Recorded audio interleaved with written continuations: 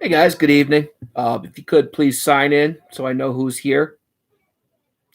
And remember that I'll need a question from you so that I can get extra, get you your extra credit. I'm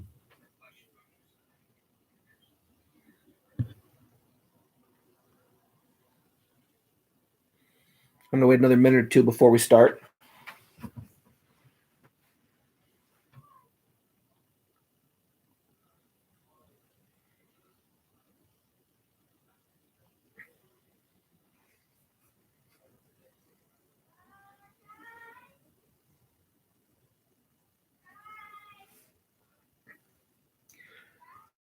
Hopefully the power doesn't go out again. Had that happen 3 times today, which means no power, no Wi-Fi. So cross your fingers.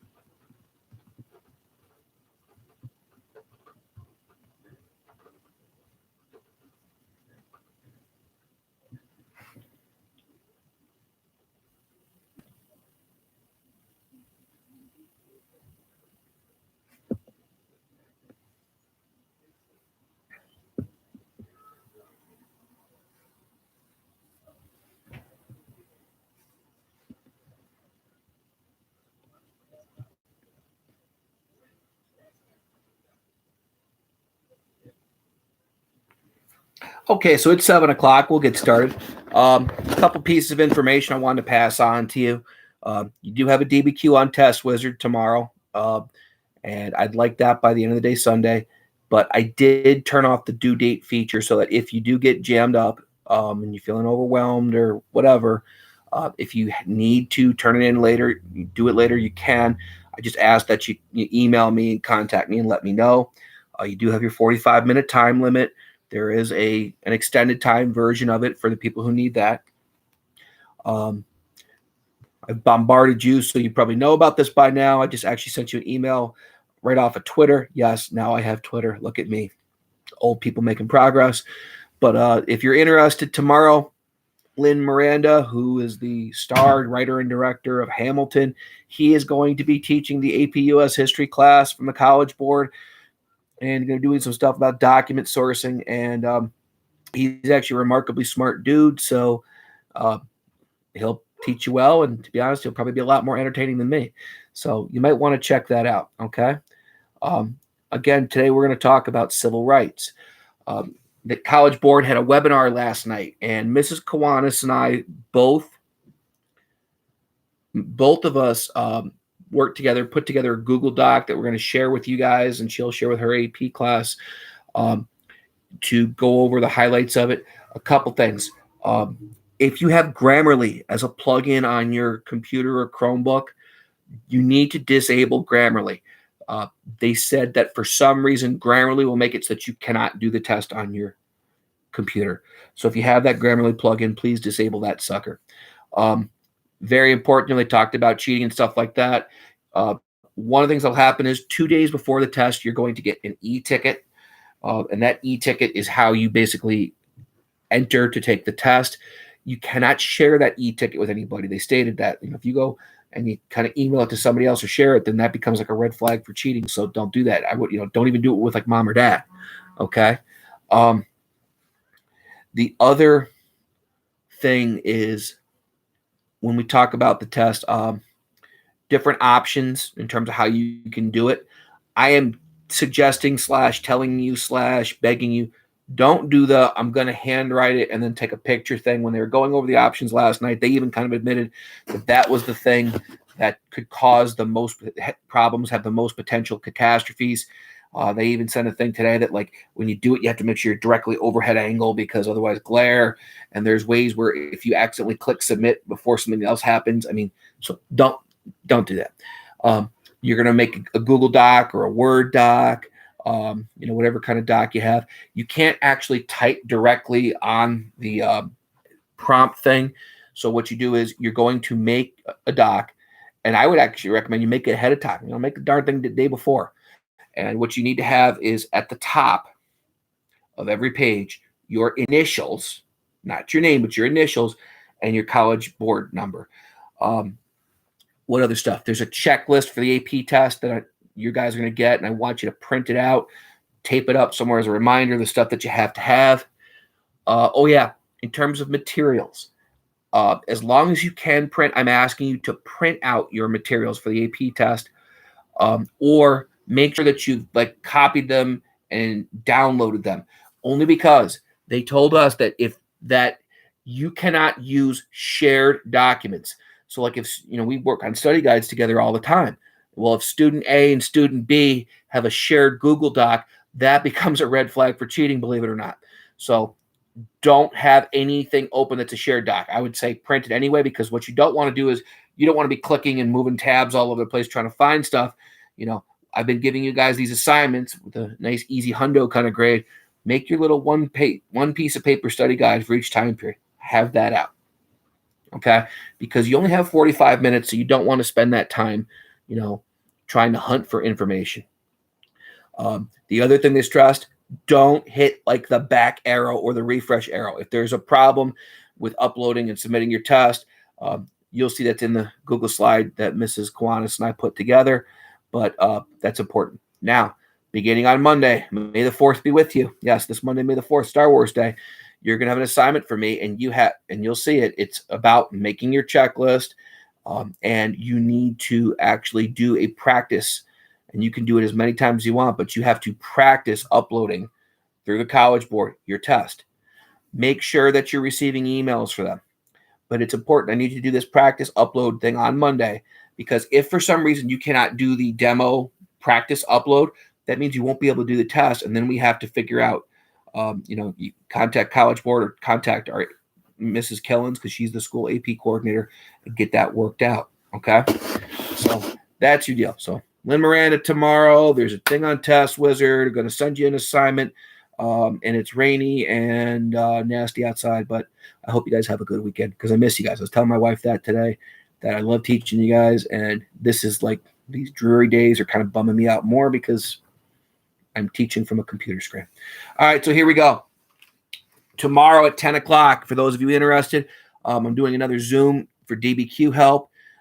Basically, it'll be the same thing I did on Tuesday and Thursday. We did the immigration DBQ Tuesday. We did women's rights today. So if you missed one or both of those and you want some DBQ help, 10 o'clock tomorrow. This was up on the classroom. This is what I'm going to be basing off of tonight when we do our review class. So we're talking about African-American civil rights in period 6 and 7. So real quick, when we talk about period 6, remember we're saying that's 1865 to 1898, meaning the end of the Civil War to the end of the Spanish-American War. More commonly, we would think of that time period as the era of big business, or as Mark Twain once called it, the Gilded Age. So it's important when you do your contextualization, if you end up getting this time period, your context needs to put, so say we have civil rights of African Americans in period 6, your context needs to reference how it fits in with this idea of the industrialization of America and how it brought changes. I'm almost done with the women's rights DBQ. I only have 6 left total. But some of you lost points on that because I looked and was like, wow, they got facts, but they never explained how this has to do with, the time period of 1770 to 1830 or 1860, I'm sorry. So if we're doing period 6, 1865 to 1898, and if you're talking about African Americans, somehow weasel it into the context of America's been industrializing and it's had positive and negative effects. It's 1865 to 1898. It's after the Civil War. It's during and then after Reconstruction, and positive and negative changes for African Americans. Okay, very important when you do your context. Period 7, 1890 to 1945, or as I like to say, Roosevelt to Roosevelt. 1890 is the beginning of the Progressive Era. 1945, end of World War II. And really, the big contextual theme there is this is America's moment to become a world power. We have the Spanish-American War. We have World War I. We have isolation, neutrality. We have the economic boom of the 20s, the Great Depression. We have World War II. And America trying to kind of cope with its new role in the world, whether it's imperialism or isolation and neutrality or the worldwide. Remember, the Depression was worldwide, or the nativism of the 20s. Okay. So when you talk about African Americans in period 7, again, somehow relate it back to that context. Okay. Whether it's you're talking about how, hey, African Americans are fighting in both world wars, yet they are not getting equal rights at home, stuff like that. So let's kind of get to the big stuff here. Do some documents again.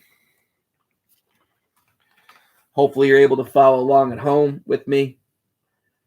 But this is, because I don't know if I can share a screen on YouTube Live. If anybody does know, if you can, send me a chat message or something, and I'll learn how to do it, okay? The first document I have for tonight is entitled The Transportation of Passengers, Act 3, 1890, page 152. Section 1, separate accommodations, etc.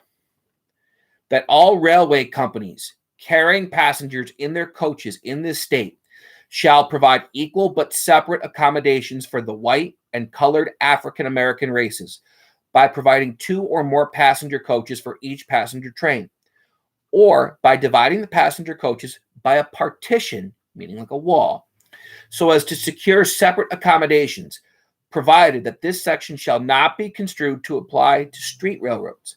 No person or persons shall be permitted to occupy seats in coaches other than the ones assigned to them on account of the race they belong to. So that's our first document for today. My question to you, my peeps, and I need you to type this for me because I really need us to be interactive, because I'd like to do documents, and I actually want to play a game tonight, if that's okay with you. Okay?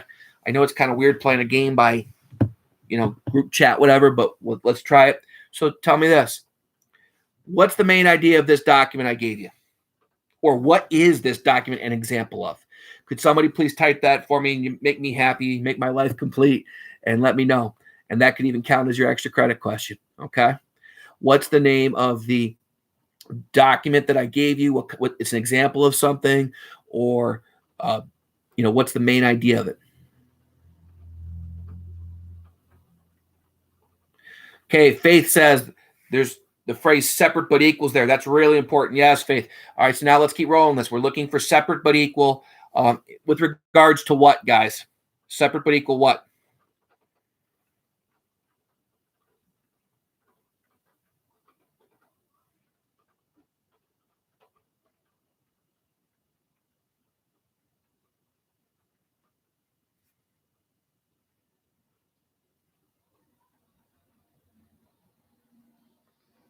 Can I get something besides separate but equal, guys? Come on.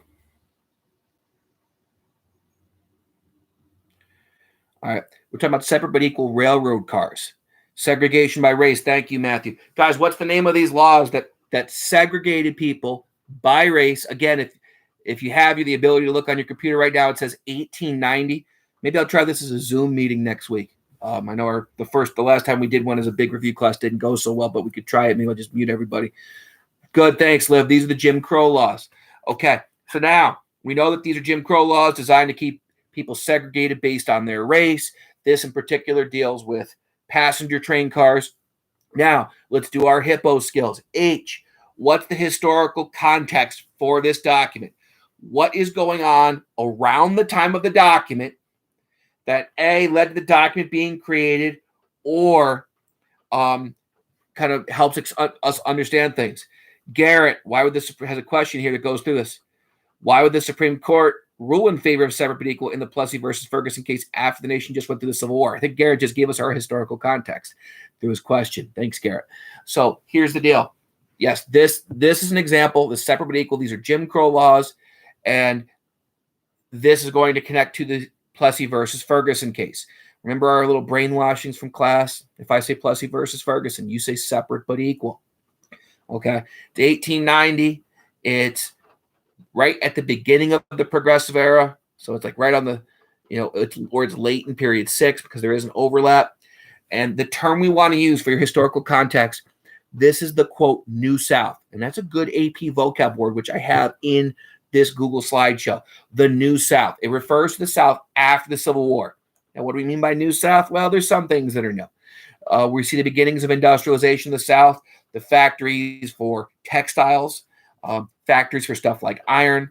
South still largely agricultural. It's important to note all throughout period 6 that the North is industrializing even more rapidly. We're in the Gilded Age. The South is industrializing, but they're kind of lagging on. Okay. And during this time period, it's after Reconstruction. It's after the Compromise of 1877 pulled the Union Army out of the South and ended Reconstruction. And this is actually one of the worst times for African Americans. Yes, believe it or not, it was worse than Reconstruction because we see these Jim Crow, these segregation laws. We also see things like lynchings. Blacks' voting rights are restricted by the literacy test, the poll taxes, and the grandfather clauses. And it's just a bad time for segregation. Now, who is the intended audience? Let's keep doing our document skills. This is really important because we got to nail this. Who is the intended audience, and does it matter for our essay? Somebody type that in there for me, please. Matt, I love your question. Liv, I love your question. We'll get to those. But I need to know the intended audience for the document that says the transportation of passengers, 1890, this whole idea of separate but equal. Come on, peeps, type that in the comments for me.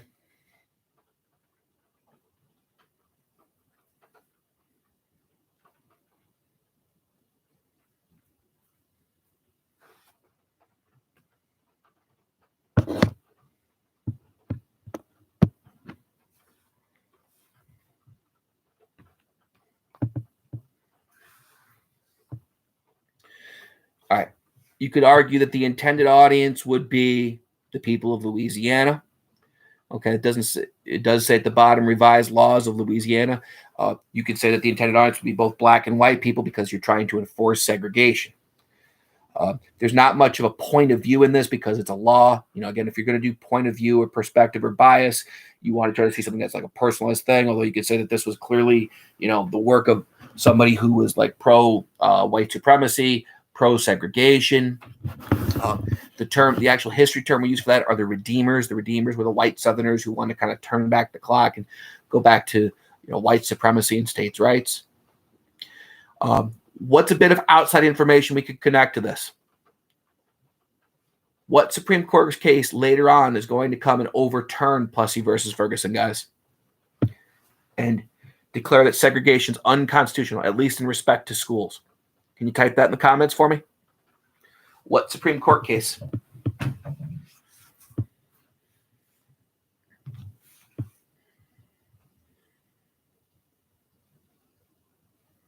Good job, Grace. Brown versus Board of Education. So right away, if you ever talk about Jim Crow laws and Plessy versus Ferguson, you have to talk about how, in 1954, later on, the Supreme Court overturned Plessy versus Ferguson and Brown versus Board of Education. What amendment? Again, digging for more outside information. If we have this document about Jim Crow laws and we know that it connects to Plessy versus Ferguson and later Brown versus Board of Education, what amendment to the Constitution is going to be like at the heart of these Jim Crow laws? Type that in the comments for me.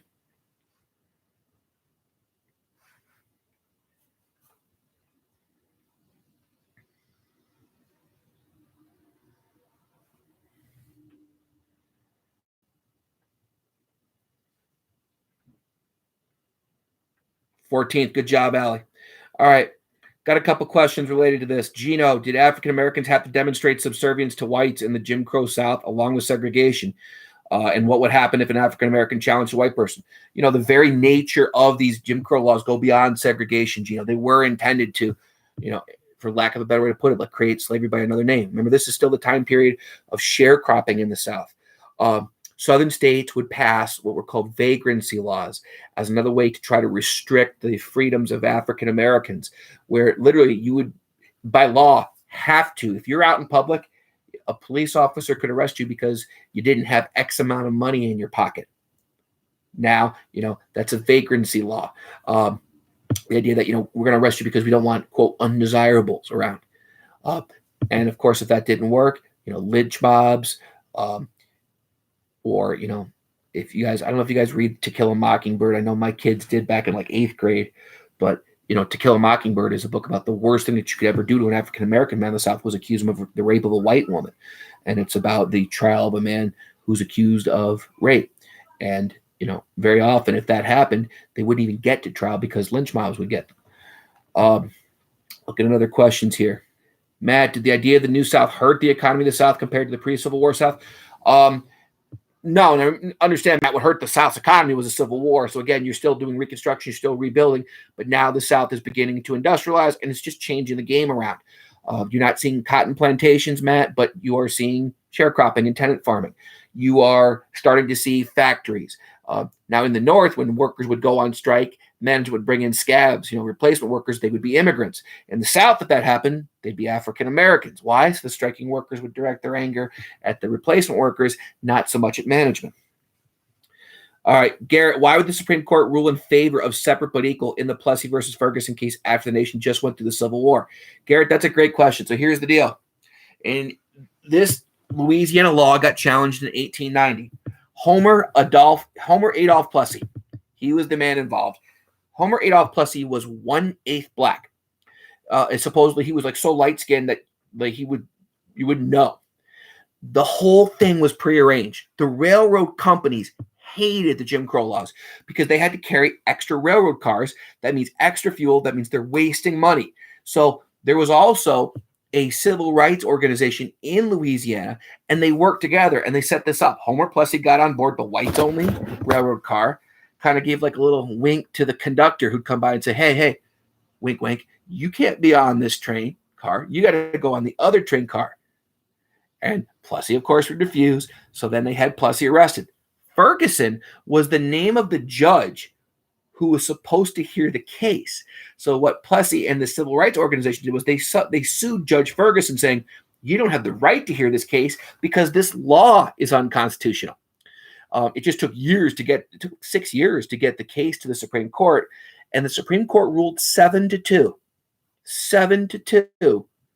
that separate but equal facilities were, in fact, constitutional. And here's part of the problem. The Supreme Court was taking a very narrow view of the 14th Amendment, saying, look, if you look at it, it was designed to guarantee political equality in terms of citizenship. But they argued that it wasn't designed to ensure like social equality by like requiring people to be together, only that people had access as citizens to things. Ironically, the important dissenting opinions, the two people who voted against the ruling were Southerners.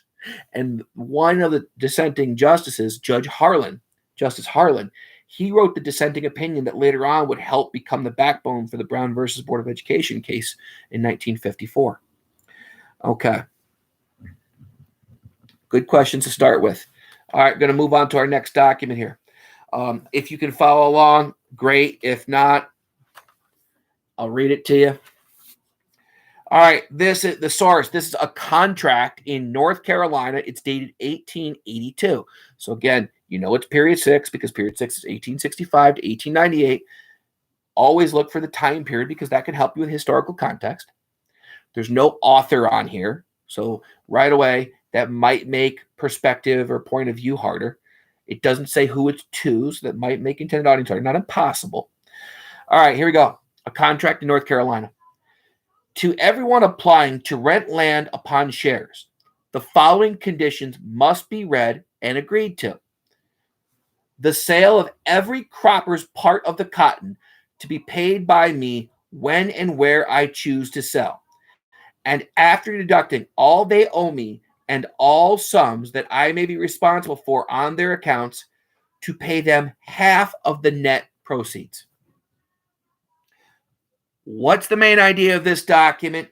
What's information just off the top of your head that you can gather? Please type it in the comments, guys.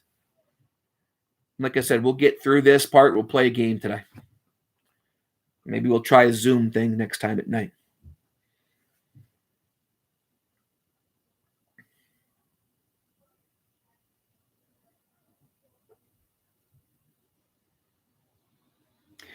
And by the way, as you're kind of figuring out your answer here, go on this Google slide if you haven't. I've got a lot of hyperlinks. I've got some pretty good videos that kind of give you everything you need to know for period 6 and 7.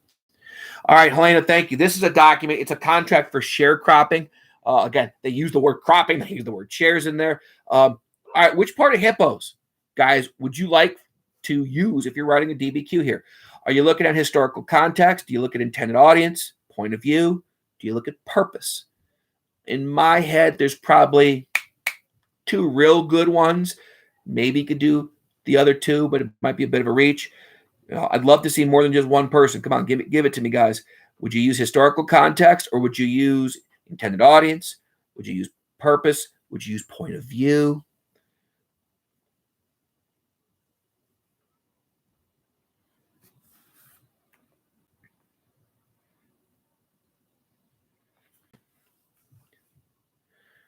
Give me some comments here, guys. Come on. I'll read that document to you again. Just type in the word. What would you use? Historical context, intended audience, point of view, or purpose. Again, the source is a contract in North Carolina in 1882. To everyone applying to rent land upon shares, the following conditions must be read and agreed to. The sale of every cropper's part of the cotton to be made by me when and where I choose to sell, and after deducting all they owe me and all sums that I may be responsible for on their accounts, to pay them half of the net proceeds. Matt Kenny came back with purpose. Jake says historical context. Liv says historical context. I need to see 1 or 2 more answers that I'm happy, and we'll talk about it. Come on. Work with me here. I got Matt with purpose. I've got Liv and Jake with context. Lauren going point of view, being a rebel. Okay. I could see, in a way, maybe you could argue point of view, because clearly that the landlord, the person who's going to actually be like saying, here's the contract, you're going to pay me. That's going to be written from the point of view of a white landowner. So if you could point that out, that here he's going to be involved in this, and he is setting up a contract that he knows is going to make him money. He's saying, you're going to provide me when I say so with your cotton. I will go sell it after expenses and deductions. Then half of the profit goes to me. So you could certainly do that.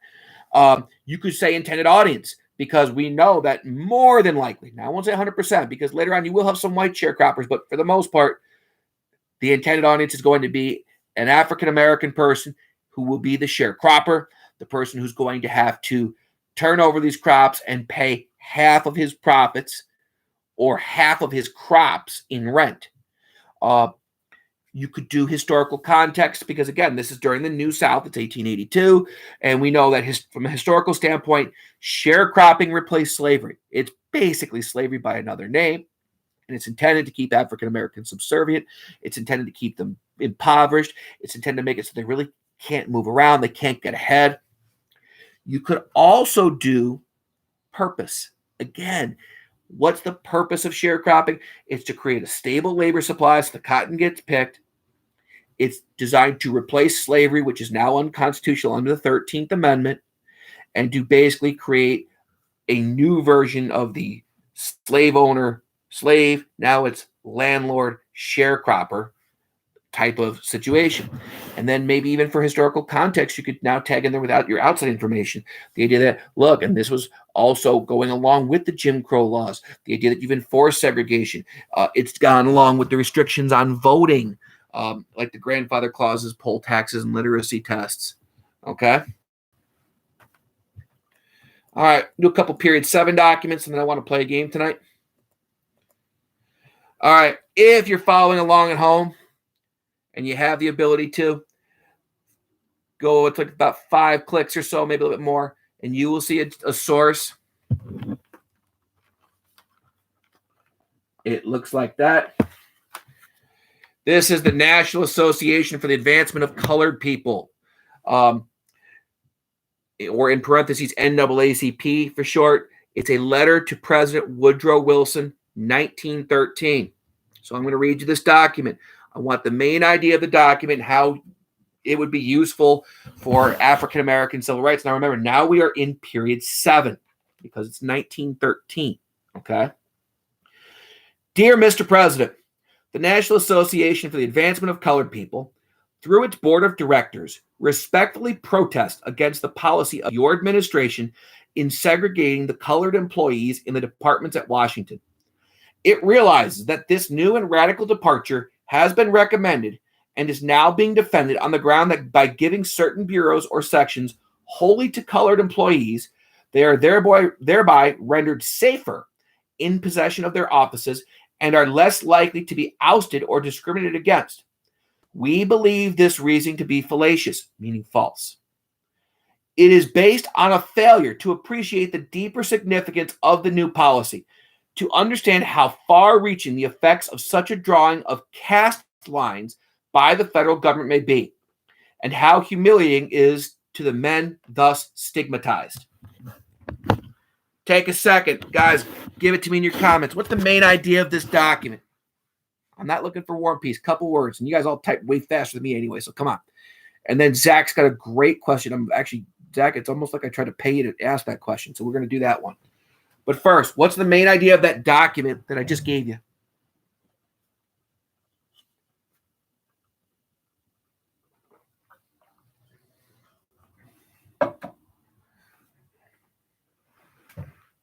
I had a little iced tea to drink here.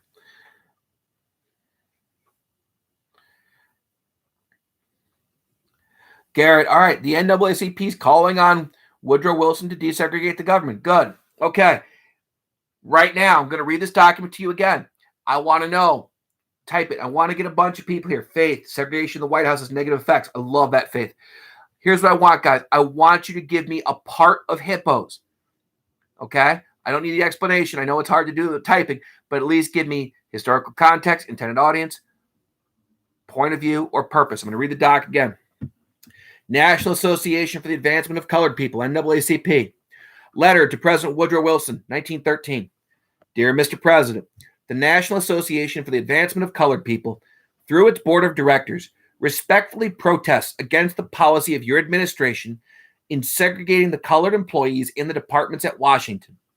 It realizes that this new and radical departure has been recommended and is now being defended on the ground that by giving certain bureaus or sections wholly to colored employees, they are thereby rendered safer in possession of their offices and are less likely to be ousted or discriminated against. We believe this reasoning to be fallacious. It is based on a failure to appreciate the deeper significance of the new policy, to understand how far-reaching the effects of such a drawing of caste lines by the federal government may be, and how humiliating it is to the men thus stigmatized. Just tell me. I want to see. Come on, we got 24 people on YouTube right now. Let me get 24 comments. Just tell me what part of HI or P you use.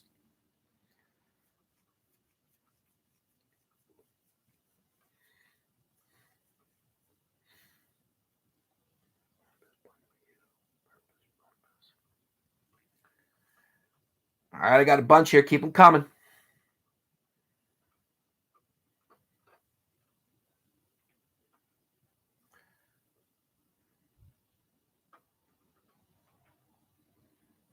You guys always like purpose. All right. Fact is, I would pick HI or either P. All right. Historical context. Think of it this way. This is during the Progressive Era. Now, when we did the Progressive Era, which is the age of reforms, right? Muckrakers, Teddy Roosevelt, trust busting, woohoo, women's suffrage. We said that the biggest failure of the Progressive Era was African-American civil rights.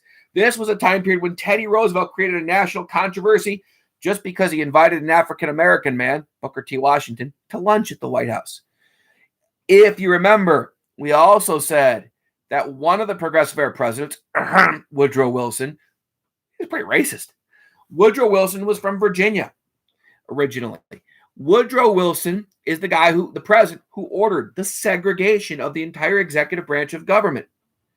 And again, Wilson, according to this document, Wilson has stated that it's to protect African Americans. The NAACP is saying it's fallacious. In other words, they're calling BS. Why? Well, let's say, among other things, Woodrow Wilson, one of the reasons he got elected in 1912 and defeated Teddy Roosevelt, one of the reasons, not all, was he had the support of the, quote, solid South. One of the results of the Civil War and Reconstruction was that if you were a Republican, you basically stood a snowball's chance in hell of getting votes in the South because Southerners were squarely lined up behind the Democratic Party. They were still kind of torqued off at what was the party of Lincoln, the party of the abolitionists. And yes, it won't be until much, much later that we start to see that flip. That flip actually really won't happen until really 1972 with Richard Nixon, something called the Southern Strategy, where Nixon decided to out and out court white Southerners and kind of try to, say stuff like, hey, listen, I know you're upset about like school desegregation and forced busing. Nixon promised to put Southern justices on the courts. And, he kind of even equated like civil rights protesters to like the anti-war Vietnam protesters and troublemakers. And that's when you see that party flip. But here, again, so Wilson's a Southern Democrat. Also, historical context / outside information. During the Progressive Era, there was a very famous silent film that came out that we said was incredibly racist. We said it made the KKK look like the Avengers. Hey, type in the comments for me. Anyone know the name of that film that came out during the Progressive Era? It was in 1913. Woodrow Wilson watched it. He praised it. The film where the KKK is the heroes. Anybody have it for me? Looking on my comments here. Come on. Good job, Gracie. The Birth of a Nation. All right, intended audience. It's to the president. So guess what? Automatically, that intended audience matters. And again, you could point out everything we just said about Woodrow Wilson as to why they would be protesting this.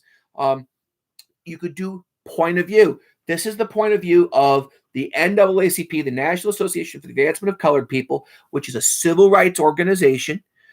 In the comments, type it in for me. Who founded the NAACP? He's an important guy for the AP test and the Regents, which we aren't having to take this year.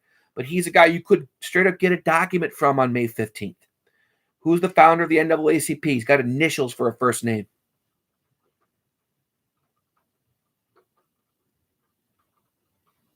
Good, Gracie. W.E.B. Du Bois. Now, Du Bois, he's a civil rights leader. He's from the North. He advocates the, quote, educating the talented tenth of African Americans using protests, using lawsuits, using boycotts. He is a big contrast to the other big civil rights leader of the Progressive Era, Booker T. Washington, who was from the South, who grew up in the sharecropping post-Civil War South, who advocated vocational training and gradualism. Now, other stuff about the NAACP, outside information synthesis. In 1954, there's a Supreme Court case called Brown versus Board of Education. It was actually a bunch of cases involving school segregation that the Supreme Court put together. And they chose Brown versus Board to be like, the lead case. The NAACP was the organization that provided Linda Brown's parents. Linda Brown was the girl who was not allowed to go to the whites-only school that was close to her. The NAACP is the organization that paid for the lawyer for the case.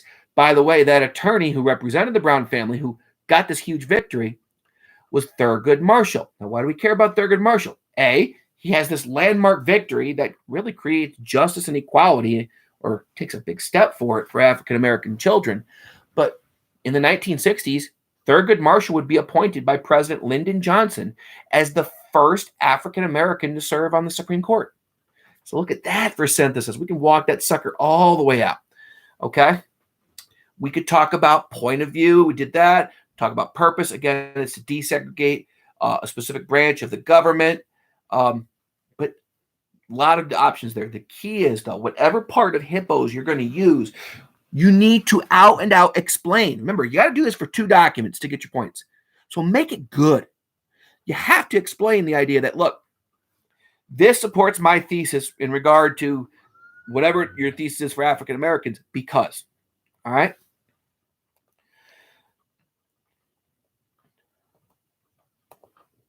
All right. Got another document. Can't see that too well. But it says, The Crisis, W.E.B. Du Bois. I'm going to read that sucker to you, and I need the main idea from you. Okay? Guys, remember, we never quote documents. Do not quote documents. That's a baby Regents class thing. That's not what we do in AP. We get that document, we give the main idea of it, and we source it. We use that part of hippos, but most importantly, we explain why this document proves one part of our thesis. And we hammer that and hammer that and hammer that. All right, so here we go. Source: W.E.B. Du Bois, The Crisis, May 1919. We are returning from war, the crisis, and tens of thousands of black men were drafted into a great struggle for bleeding France and what she means and has meant and will mean to us and humanity, and against the threat of German race arrogance. We fought gladly and to the last drop of blood. For America and her highest ideals, we fought in far-off hope. For the dominant Southern oligarchy entrenched in Washington, we fought in bitter resignation. For the America that represents and gloats in lynching, disenfranchisement, caste, brutality, and devilish insult. For this, in the hateful upturning and mixing of things, we were forced by vindictive fate to fight also. But today we return. This country of ours, despite all its better souls have done and dreamed, is yet a shameful land. Give me a main idea for this, peeps.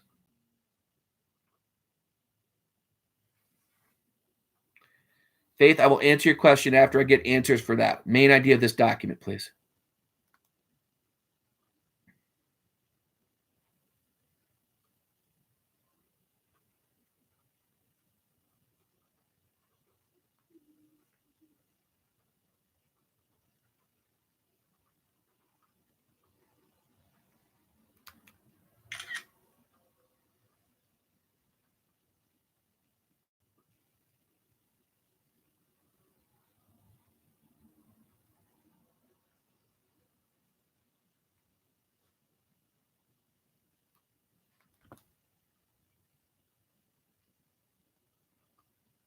All right, guys, come on. What you got for me?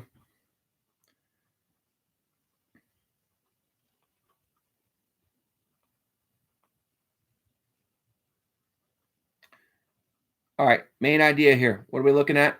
We are looking at Du Bois basically saying, look, we're coming back from war. We fought for France. We fought for freedom. We sacrificed our blood. And oh, by the way, and here's the phrase he uses, we fought for the dominant Southern oligarchy entrenched in Washington. An oligarchy is when you have a small group of people who have power. Southern oligarchy. He's taking a dig at Woodrow Wilson. He's taking a dig at the Southern members of Congress. We fought in bitter resignation. Means we fought for the French people. We fought for humanity, and we got stuck having to fight for our leaders. And then he says, look, we fought for what the America that represents lynching, disenfranchisement. When he says caste, think about like segregation, brutality. Okay. This country of ours, despite all its better souls have done and dreamed, is yet a shameful land. So look, we did all this great stuff. We fought for freedom and liberty, but we were also fighting for that. Okay. All right. Peeps, I need what part of hippos you would use for the sucker. The H, the I, the P. Obviously, we're going to get some outside info. While you're doing that, Faith asked a great question. Can our synthesis be connected to a document like when we are connecting the doc to the thesis, or does it need to be a separate idea? Yes. It has to be a relevant connection. Now, anything you do has to somehow connect back to your thesis, Faith. Okay? If you write something in your essay, I don't care if it's outside info or synthesis or your context, if you can't show the dumbest friend you have, hey, see how this connects to my thesis, then you got a problem. But within that, it's really liberal because, again, think of it this way, Faith. All these documents, yes, I'm getting comfy in the 6-year-old's bed. All of these documents have to connect to your thesis because that's why you made that thesis. And all these documents have the same thing in common. So if you see something in a particular document that connects to something else in history, we're going for a cross time period connection because that's a fairly obvious one for the greater seeing. Just point out, much like the content of this document, later on in American history, or early in American history, this happened. But just make sure you give that development to it. Again, you need 3 or 4 sentences where, 1, you're using some vocabulary, but 2, get it back to, hey, here's how it connects to my thesis. You can't get like lazy with the drive-by and just say, well, this was later on like this, blah, blah. Okay. I'll give you a great one. Yesterday or the day before, I think it was Tuesday, 2 days ago, I sent you a this date in history thing about Muhammad Ali announcing that he would not report for the draft. Muhammad Ali was the heavyweight champion of boxing in the 1960s, the greatest fighter ever. And Muhammad Ali had become a Muslim. And he said, as a Muslim, I am a conscientious objector. Islam is a peaceful religion. I will not fight. He also said, look, how are you going to tell me to fight for freedom halfway around the world when I'm a black man and I can't get freedom at home? I can't get equality at home. Muhammad Ali, for pointing out like this hypocrisy, because he evaded the draft, he was arrested, he was convicted of draft evasion, he was stripped of his heavyweight title, he was banned from boxing for what would have been like the best part of his career. Now, he was later reinstated. But again, there's a synthesis connection that you could make. Okay? All right. Everybody's madly in love with point of view on this document, and certainly you could, because we now know who W.E.B. Du Bois is, that he's the founder of the NAACP, that from his standpoint, hey, look, I'm an African-American man, and all these African-Americans are coming back home, and again, he's taking digs at Woodrow Wilson. You could argue, in a way, he, intended audience, that, in a way, he's kind of calling out the United States government, maybe, but I like point of view here a lot. I would also like the idea of historical context, only if you know some particulars about African Americans during World War I. But you could patch it together in terms of like this is the time of still Jim Crow segregation, tie in Birth of a Nation, tie in the fact that Woodrow Wilson had segregated the executive branch of the government. So probably, yeah, point of view, historical context. All right, last document for the night. Play a quick game. If you're playing along at home, we have the Roosevelt Record. This is a document that you guys saw earlier on a New Deal DBQ, but it's pretty relevant, so I wanted to go with it. I'm going to read it. I just need the main idea of it. All right. Source comes from the Roosevelt Record. It's an editorial in The Crisis. Wait a minute. We know The Crisis. That's a publication for the NAACP. It's dated November 1940. To declare that the Roosevelt administration has tried to include the Negro in nearly every phase of its program for the people of the nation is not to ignore the instances where government policies have harmed the race.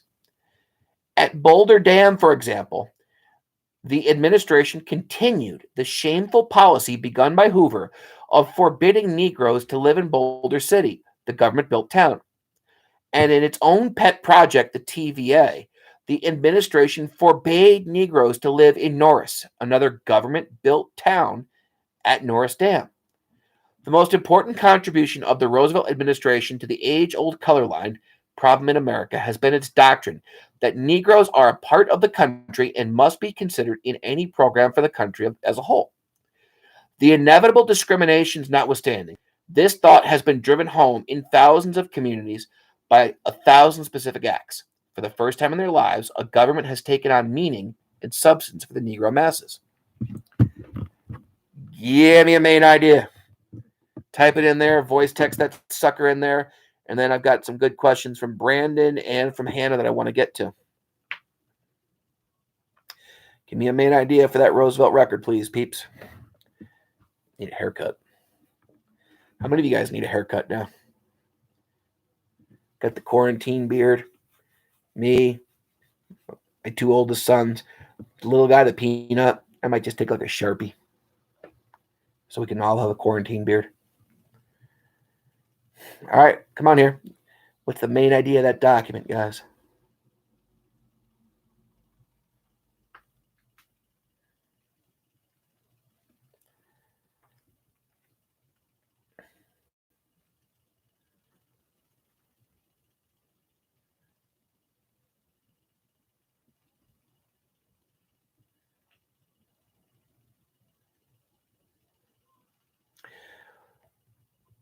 Would you say that main idea connects to point of view here, but would you say that that the crisis is giving Roosevelt a thumbs up, like, hey, yes, things are great for African Americans under the New Deal?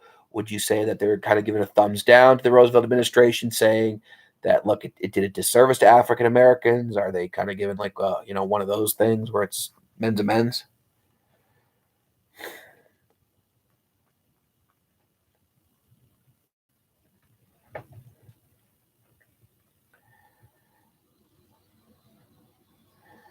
Or would you say that I'm tired, Mr. Ash? Just give us the answer so we can move on. Okay, sure. All right. So if you look at this document, it's a mix. He's saying all in all, the Roosevelt administration has been good for African Americans. Ready? The inevitable discriminations notwithstanding. In other words, yes, we know there were discriminations, but they're inevitable. We knew they were going to happen. So take that off to the side. The thought has been driven home in thousands of communities by 1,000 specific acts. For the first time in their lives, government has taken on meaning and substance for the Negro masses. So what the NAACP is saying in the crisis is, okay, yes, the discrimination notwithstanding, this the thing that we knew was going to happen anyway. For the first time ever, the government is employing African Americans, is looking at trying to create jobs for African Americans, that all of a sudden now the government has meaning to African Americans, that it seems like they're at least connected. But of course, you can rip them for saying, look, Roosevelt continued the practice they had at Boulder Dam, where African Americans could not live in the government built town called Boulder City. That the Roosevelt's big pet project, the TVA. Again, African Americans couldn't live in Norris, the government built town. You could do historical context for this. Talk about other ways in which maybe the New Deal advanced the cause of African Americans or kind of hurt them. You could talk about Eleanor Roosevelt and her support of Marian Anderson, the African American opera singer. That's in the Google slide I gave you. You could also talk about how FDR didn't do anything about like segregation in the South and anti-lynching laws. That he was really afraid to kind of challenge the Southern Democrats called the Dixiecrats. You could do context and kick it to a couple years later during World War II, when FDR gave Executive Order 8802 that forbid discrimination in any essential war industries. So you could certainly do that. Okay. Couple things here. Brandon, did either of the world wars have any effects on African Americans in the U.S.? Absolutely. For one thing, World War I. In 1915, during World War I, now the U.S. hasn't got involved yet, but you see the beginning of what's called the Great Migration of African Americans. It's got two factors. One, the cotton crop really gets hurt because there's a little bug called the boll weevil. Eats the cotton plants, which means black sharecroppers get kicked off the land by their white landowners, and they move up north. During World War I, you get a big increase in factory jobs in the essential wartime industries, and that leads to a big movement of African Americans up to northern cities. They're still going to face discrimination, but now there's job opportunities. And that's going to lead to changes because now you have a big population shift, and it leads to African Americans settling in these northern cities, places like, Harlem, which then you can argue leads to things like the Harlem Renaissance. World War II, African Americans fight. They're fighting in segregated units. They're less likely to be officers. However, during the war itself, if we're fighting a war against people who are evil and racist and hateful, how can you have racism at home? And you see a resurgence in civil rights movements. There's a new organization created called CORE, the Congress of Racial Equality. You get a guy named A. Philip Randolph, who leads what they call the Thundering March, or actually the first March on Washington. Oh my gosh, couldn't you just synthesize that with Martin Luther King? But the first March on Washington. We talked earlier this year about the double V signs. V for victory against fascism, and V for victory at home. Now, you want proof that there's a change? World War II is in the 1940s. Does any civil rights stuff happen in the 1950s? Oh, let's see.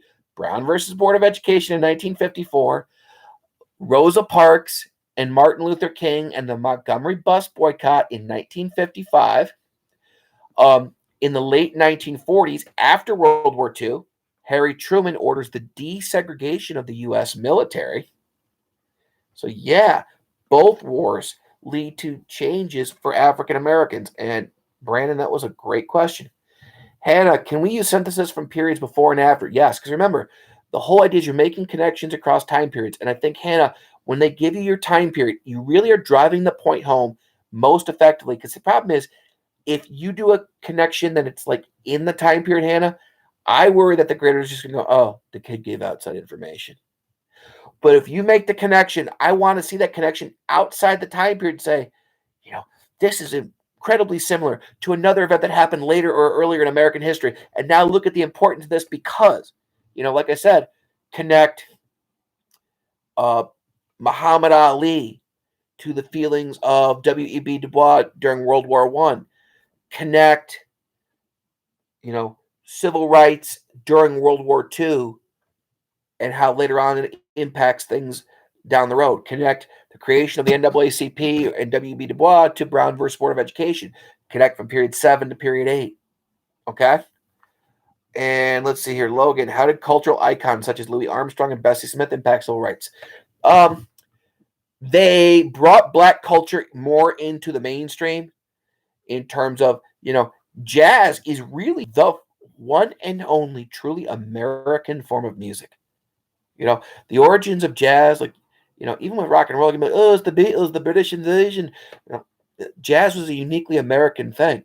And now you're bringing black America into the ears and minds of white culture. So you could say at least it kind of helped create more and more of a mainstream mentality. Um, Rob, how did the Tuskegee Airmen's role in World War II impact the African American community? I think for one thing, it gave them recognition. Eleanor Roosevelt did a lot. The Tuskegee Airmen, who were an all African American group of fighter pilots, they weren't getting respect. They weren't getting combat missions. Well, Eleanor Roosevelt, she was an incredible first lady. She's the queen of first ladies because not only did she talk the talk, she walked the walk. During World War II and the Great Depression, all the American people, they didn't have food, right? They're hungry. They had to go without. Eleanor Roosevelt, as the first lady, would intentionally serve really god awful, cheap, nasty food. There were so many times dinner at the White House was hot dogs because she wanted FDR to kind of know. Like she put him in his place. She'd be like, you don't get to have like prime rib, not when your people are having to make sacrifices. Well, she would go fly everywhere. Now, this is during combat. She would go visit American troops stationed in the Pacific in areas that were incredibly dangerous. Can you imagine if the Japanese had the intelligence and the intelligence in terms of spying capability to go, the American First Lady's flying here? What danger she would have been in? Well, she had to have an escort wherever she went, and she demanded that it would be the Tuskegee Airmen. And then, as they're flying and protecting her, she started giving the Army, because there was no Air Force back then, she started giving the Army brass all kinds of grief, saying, you got to give them missions. You got to give them respect. You got to start utilizing them. Okay? All right. I know we don't have a lot of time, but I thought, well, let's do this. We'll do a game next time. Next week, we're going to do an all game night, and I want to do synthesis connections, and I'm going to give you guys a topic, and we're going to just bounce stuff around, and then I'll do a general Q&A, okay? Because we're now 59 minutes in, and I want to make sure that, I don't monopolize your time, and you guys are awesome for doing this. Again, I miss you. If you want the Zoom at 10 o'clock for DBQ help, come see me. Check out Lynn Miranda. I'm definitely going to watch it, and you do have a DBQ on Test Wizard.